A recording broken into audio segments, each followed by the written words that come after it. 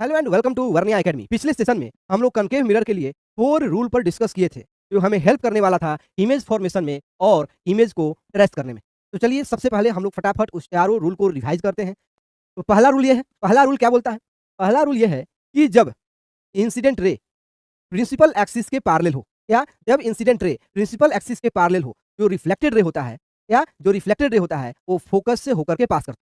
Reflected ray कहाँ से होकर के पास करता है? फोकस से होकर के पास करता है। पहला रूल कि जब इंसिडेंट रे प्रिंसिपल एक्सिस के पैरेलल हो, जब इंसिडेंट रे प्रिंसिपल एक्सिस के पैरेलल हो तो जो रिफ्लेक्टेड रे होगा वो कहाँ से पास करेगा? फोकस से होकर के पास करेगा। पहला नियम।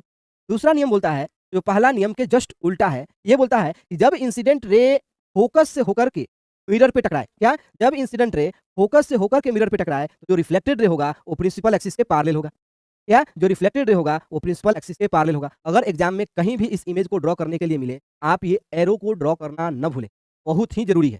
ठीक, तो दो नियम होगा। पहला नियम क्या था कि जब इंसिडेंट रे प्रिंसिपल एक्सिस के पैरेलल है तो जो रिफ्लेक्टेड रे होगा वो फोकस से होकर के पास करेगा। दूसरा नियम बोलता है कि जब इंसिडेंट रे फोकस से पास करते हुए मिरर पे टकराता है तो जो रिफ्लेक्टेड रे होगा, टकराने के बाद जो रिफ्लेक्टेड रे होगा वो क्या होगा? प्रिंसिपल एक्सिस के पैरेलल होगा।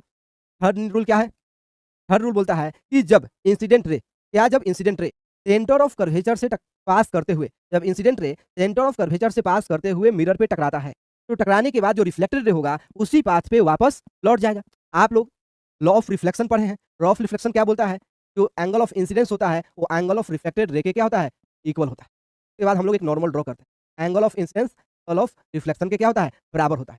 ठीक, फिर बोलता है दूसरा रूल है, जब एंगल रे इंसिडेंस रे, नॉर्मल और रिफ्लेक्टेड रे तीनों के तीनों एक ही प्लेन में एग्जिस्ट करते हैं। और एक नोट में हम आपको बताए थे कि जब ray of light normally mirror पे फॉल करता है, क्या? जब ray of light normally mirror पे फॉल करता है, जब ray of light normally mirror पे फॉल करता है तो रिफ्लेक्टेड रे होगा उसी पाथ पे क्या हो जाता है? वापस लौट जाता है। इसका मतलब जब ray of light centre of curvature से पास करके मिरर पे टकराता है तो मिरर पे जो रे होगा 90 डिग्री का एंगल बनाता है। कितना डिग्री का? 90 डिग्री का। यानी कि नॉर्मली वो मिरर पे क्या करता है? फॉल करता है। ये वो उसी पाथ पे क्या हो जाता है? वापस लौट जाता है। और लास्ट रूल क्या है कि जब इंसिडेंट रे पोल पे जाता है, या जब इंसिडेंट रे पोल पे जाता है, इस एंगल से वो पोल पे टकराता है, उसी एंगल से टकराने के बाद रिफ्लेक्टेड रे क्या हो जाता है? रिफ्लेक्ट करता है। उसी एंगल से क्या हो जाता है? रिफ्लेक्ट कर जाता है। यानी कि एंगल ऑफ इंसिडेंस और एंगल ऑफ रिफ्लेक्शन यहाँ पे क्या है? इक्वल है। एंगल ऑफ इंसिडेंट और एंगल ऑफ रिफ्लेक्शन क्या है? इक्वल है।